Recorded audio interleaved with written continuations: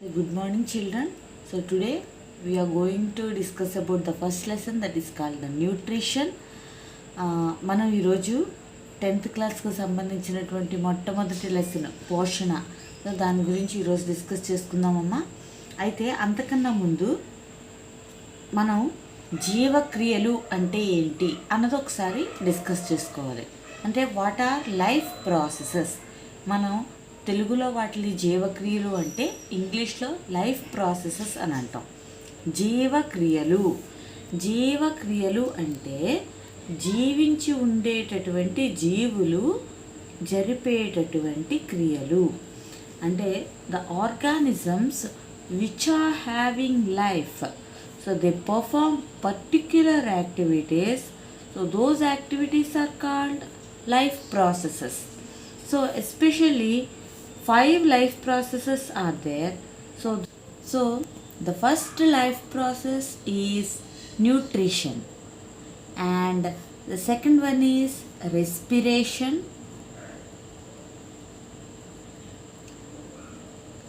third one circulation, fourth one excretion, fifth one reproduction. ఇవే ఈ life ప్రాసెసెస్ని మనం తెలుగులో చెప్పుకునేటట్టయితే న్యూట్రిషన్ని పోషణ అని అంటాం అన్నమాట. తర్వాత రెస్పిరేషన్ అంటే శ్వాసక్రియ, సర్క్యులేషన్ అంటే రవాణా వ్యవస్థ, ఎక్స్క్రీషన్ అంటే విసర్జక వ్యవస్థ, రీప్రొడక్షన్ అంటే ప్రత్యుత్పత్తి. అయితే ముందు వీటి గురించి మనం డిస్కస్ చేసుకునే ముందు అసలు జీవక్రియలు అంటే ఏంటి ఒకసారి మనం నిర్వచనం కనుక చూసినట్టయితే, ఏవైతే క్రియలు జీవి యొక్క పెరుగుదలకి అభివృద్ధికి అవసరమవుతాయో వాటిని మనం జీవక్రియలు అని అంటాం. So the processes which are very important for proper growth and development of the organism are called life processes.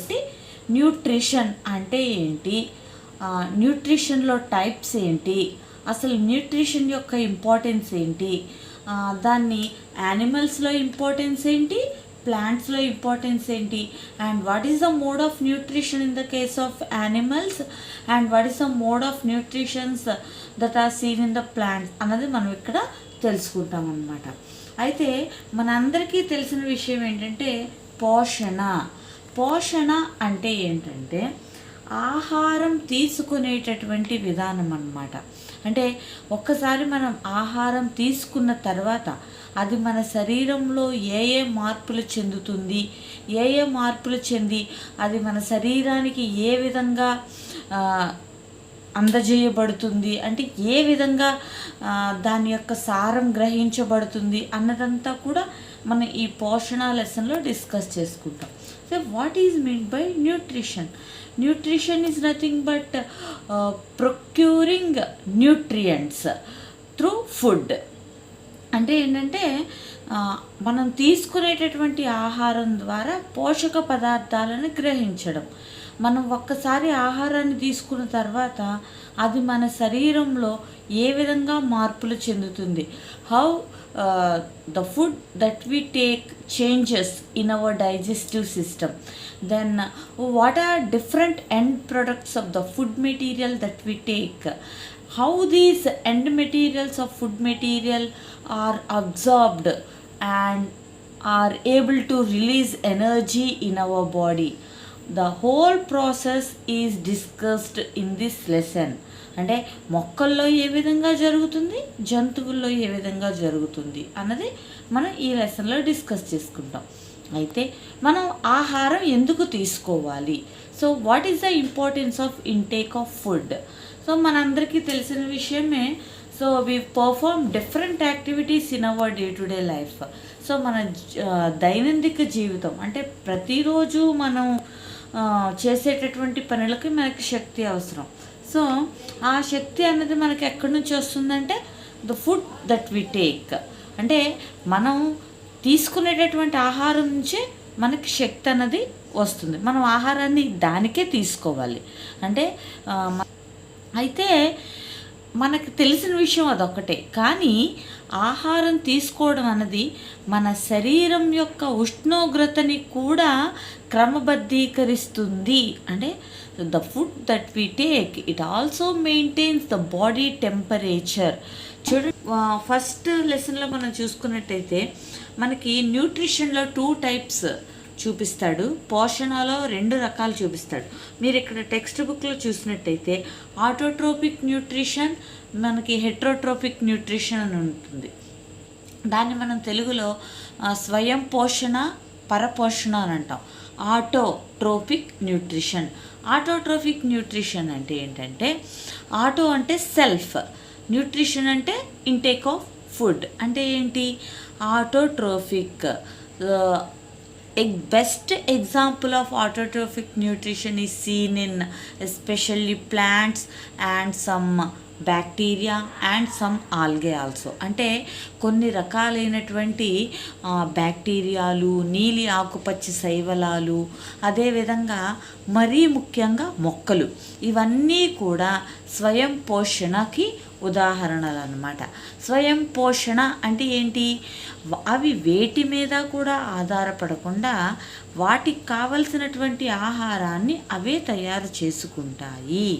అంటే వాటికి కావలసినటువంటి ఆహారాన్ని అవే తయారు చేసుకోవడం కాకుండా, so they supply the food for the remaining organisms also.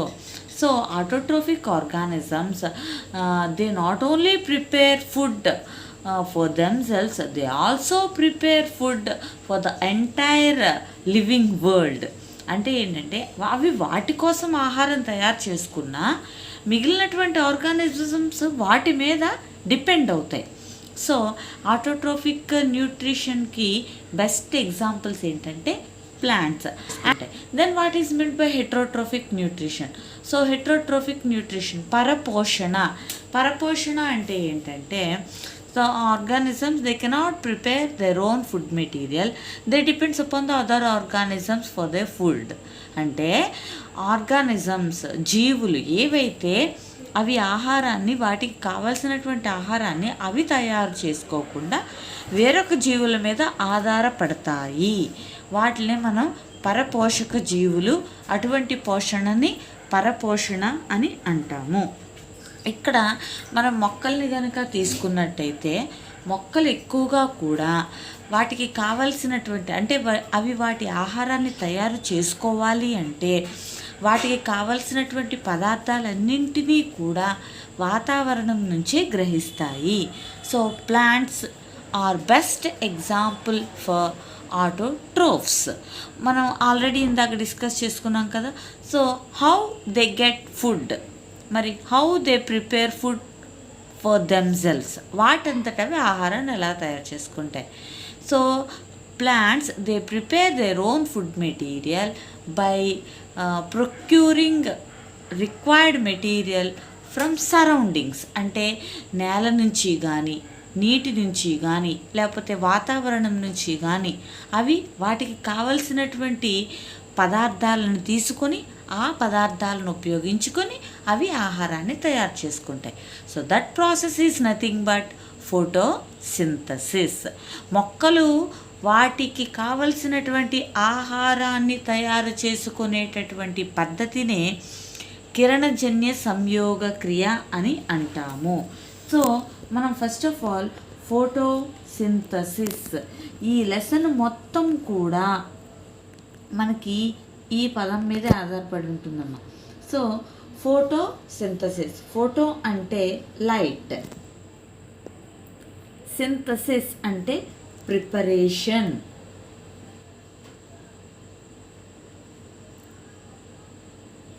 Okay, so photo అంటే light, synthesis అంటే preparation. చూడండి, ఇక్కడ మీరు కాన్సెప్ట్ని క్లియర్గా కనుక అర్థం చేసుకుంటే, so there is no need of, అంటే అర్థం అవ్వకపోవడం అనేటటువంటిది మీకు ఇక్కడ ఉండదు.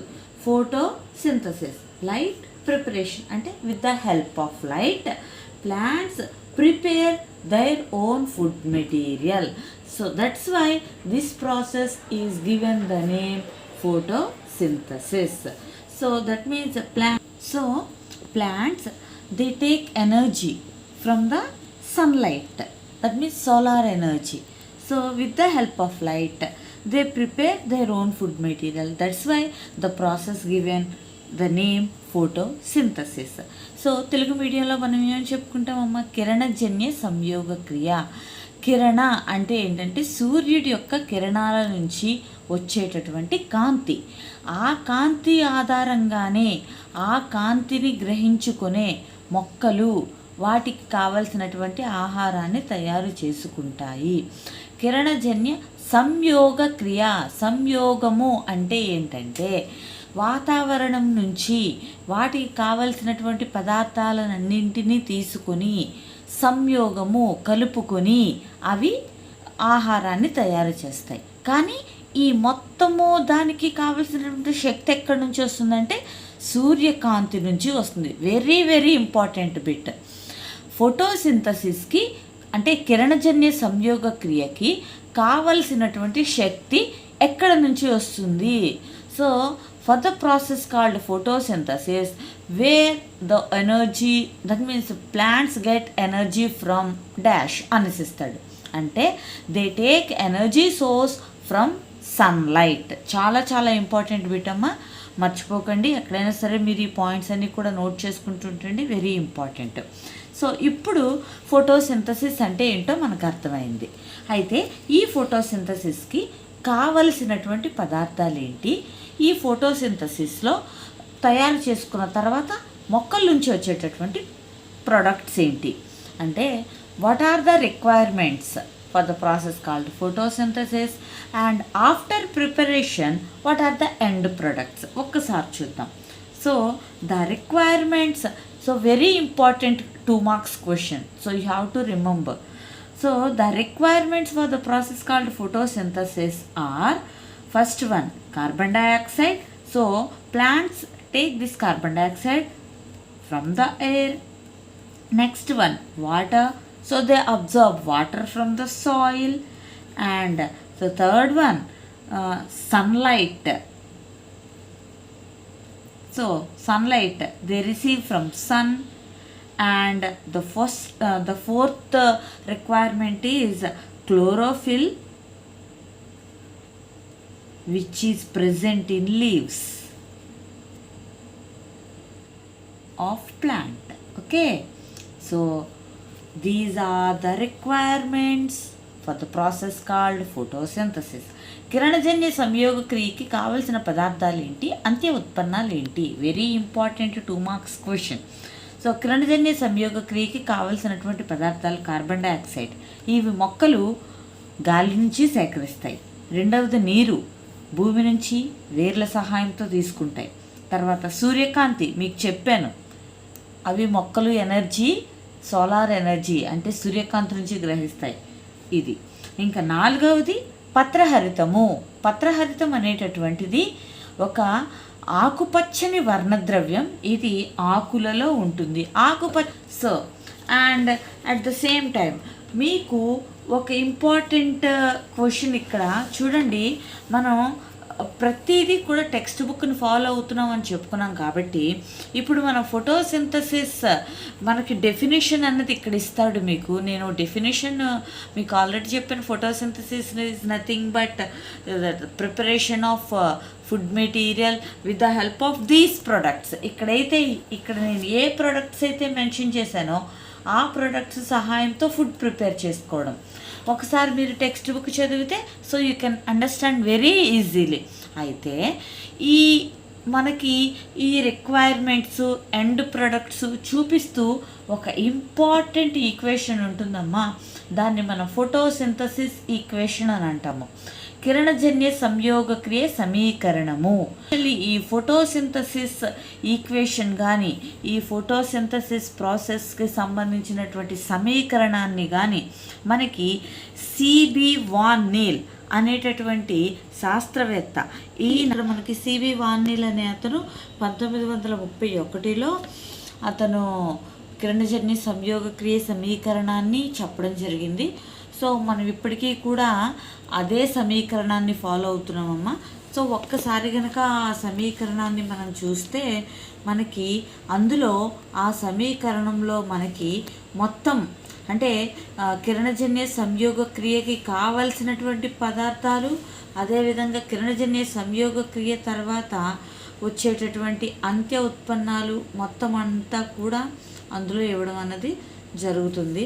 సో ఒక్కసారి మీరు ఇక్కడ ఈక్వేషన్ కనుక చూసినట్లయితే 6CO2 + 12H2O gives rise to C6H12O6 + 6H2O + 6O2. అయితే దీన్ని మామూలుగా మనం అర్థం చేసుకొని చదవగలిగితే సో వెరీ ఈజీ, బాగానే అర్థమైపోతుంది. బట్ చాలామంది ఏంటంటే రాని వాళ్ళు ఉంటారు. So I advise them to by heart this equation. కాబట్టి బై హార్ట్ చేసేసినా కూడా it will be very useful. చూడండి, మనం ఈక్వేషన్ లెఫ్ట్ సైడ్ కనుక చూస్తే కావాల్సినటువంటి మెటీరియల్ ఉంటాయి, ఈక్వేషన్ రైట్ కనుక చూస్తే ఎండ్ ప్రొడక్ట్స్ ఉంటాయి. ఈక్వేషన్కి లెఫ్ట్ సైడ్ చూడండమ్మా, carbon dioxide, water and sunlight and chlorophyll. So మనం అనుకున్నట్టు రిక్వైర్డ్ మెటీరియల్ వచ్చాయి కదా. సో ఇప్పుడు ఎండ్ ప్రొడక్ట్స్ చూద్దాం. అంటే కిరణజన్య సంయోగ క్రియలో ఈ 4 ఉపయోగించుకొని మొక్కలు ఆహారాన్ని తయారు చేసుకుంటాయి. అయితే ఆ ఆహారం ఏంటి? ఎండ్ ప్రొడక్ట్ అంటే అదే కదా. So what is the end product? End product ఏంటి? First and foremost end product glucose. మనందరికీ తెలిసిన విషయమే. చిన్న పిల్లల్ని అడిగినా కూడా చెప్తారు. ఏం చెప్తారంటే మొక్కలు దేన్ని పీల్చుకొని దేన్ని వదులుతాయి, అందరికీ తెలుసు. So the plants they take carbon dioxide in and they release oxygen out. మరి మొక్కలు కార్బన్ డైఆక్సైడ్ని తీసుకుంటాయి అని చెప్పామంటే ఇక్కడ చూడండి, మరి కావాల్సినటువంటి పదార్థాల్లో కార్బన్ డైఆక్సైడ్ ఉంది కదా. సో కార్బన్ డైఆక్సైడ్ తర్వాత నీరు, సూర్యకాంతి, పత్రహరితము, తర్వాత ఎండ్ ప్రొడక్ట్స్ వచ్చేటప్పటికి గ్లూకోజ్ అంటే పిండి పదార్థము, అదేవిధంగా ఆక్సిజన్ తెలుసు కదా, మొక్కలు ఆక్సిజన్ని విడుదల చేస్తాయి కార్బన్ డైఆక్సైడ్ని తీసుకొని. తర్వాత నీరు. అయితే నీరు మొక్కలు విడుదల చేస్తాయా? విడుదల చేస్తాయి. అది ఎప్పుడు విడుదల చేస్తుంది, ఎలా విడుదల చేస్తుంది అన్నది మనం ఫర్దర్ లెసన్లో మనం డిస్కస్ చేసుకుంటాం. సో ఈ ఈక్వేషన్ చాలా ఇంపార్టెంట్. మీరు ఈ ఈక్వేషన్ కనుక గుర్తుపెట్టుకుంటే 2 మార్క్స్ క్వశ్చన్ మీ దగ్గర ఉంటుంది. అయితే క్వశ్చన్ ఎలా అడుగుతాడు? So right the equation for the process called photosynthesis with all requirements and end products అని అడుగుతాడు. కిరణజన్య సంయోగ క్రియ సమీకరణాన్ని రాయండి, దాంతోపాటు దానికి కావలసినటువంటి పదార్థాలు, అదేవిధంగా అంత్య ఉత్పన్నాలు అని అడుగుతాడు. ఈ ఈక్వేషన్ రాసి కింద కావలసినటువంటి పదార్థాలు అని హెడ్డింగ్ పెట్టి 4, అంత్య ఉత్పన్నాలను పెట్టి 3 మనం రాస్తే ఈజీగా 2 మార్క్స్ అన్నవి మనకి వచ్చేస్తాయి అన్నమాట. అయితే మనకి ఈ పీరియడ్కి వచ్చేటప్పటికి ఈ పార్ట్ చాలా చాలా ఇంపార్టెంట్. అయితే మనం ఒక్కసారి ఇక్కడ టెక్స్ట్ బుక్ కనుక చూసినట్టయితే ఇంకొక బిట్ ఉంటుంది, the universal food provider. So universal food provider అంటే ప్రాసెస్ అడిగాడు అనుకోండి, దాన్ని మనం ఫోటోసింథసిస్ అని అంటాం. అయితే యూనివర్సల్ ఫుడ్ ప్రొవైడర్స్ ఏంటి అని అన్నాడు అనుకోండి, ప్లాంట్స్ అని చెప్తాం. అంటే యూనివర్సల్ ఫుడ్ ప్రొవైడర్ అంటే విశ్వానికి ఆహారాన్ని సరఫరా చేసేటటువంటివి అంటే మొక్కలు. సరఫరా చేసే వ్యవస్థ అంటే కిరణజన్య సంయోగ క్రియ అన్నది మనం గుర్తుపెట్టుకోవాల్సినటువంటి ఇంపార్టెంట్ విషయం. కాబట్టి ఎప్పుడైనా సరే టెక్స్ట్ బుక్ చదువుతున్నప్పుడు మీ అందరూ కూడా చేతిలో పెన్సిల్ ఖచ్చితంగా పెట్టుకోండి. పెన్సిల్ పెట్టుకొని చదువుతూ అండర్లైన్ చేసుకుంటూ వెళ్తే మీకు చాలా ఈజీగా గుర్తుంటుంది. అయితే ఇప్పుడు మనం ఈక్వేషన్ చెప్పుకున్నాం కదమ్మా. ఈక్వేషన్ తర్వాత చెప్పుకోవాల్సినటువంటి ఇంకా ఇంపార్టెంట్ ప్రాసెస్ అంటే ఇంపార్టెంట్ చాప్టర్ కానీ టాపిక్ కానీ ఏంటంటే C B van Niel experiment on purple sulphur bacteria.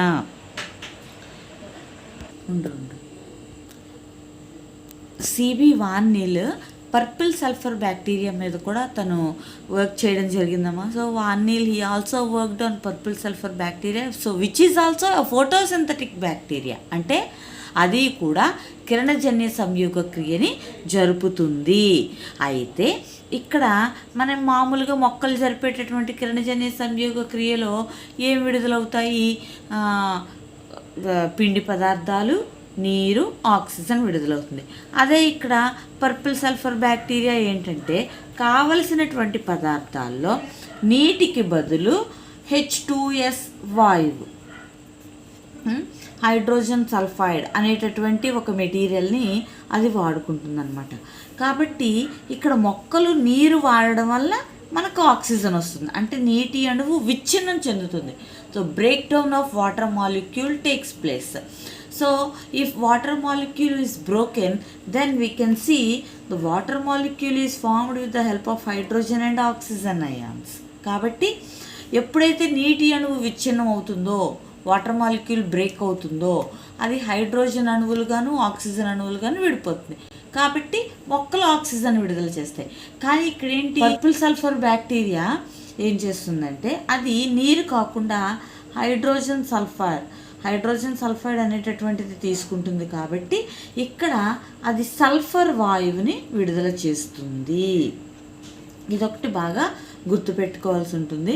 Elemental sulphur అన్నది ఇక్కడ విడుదలవడం జరుగుతుంది. ఆక్సిజన్ అంటే పర్పుల్ సల్ఫర్ బ్యాక్టీరియాకు వచ్చేటప్పటికి ఆక్సిజన్ విడుదల అవ్వదు, సల్ఫర్ మాత్రం విడుదలవుతుంది. ఇది చాలా చాలా ఇంపార్టెంట్ బిట్. అంటే మీకు క్వశ్చన్ పేపర్ డిఫికల్ట్గా ఇవ్వాలి అంటే ఇవి ఇస్తాడు, లేకపోతే మీరు టెక్స్ట్ బుక్ చదివితే మీకు ఇవన్నీ ఈజీగానే ఉంటాయి.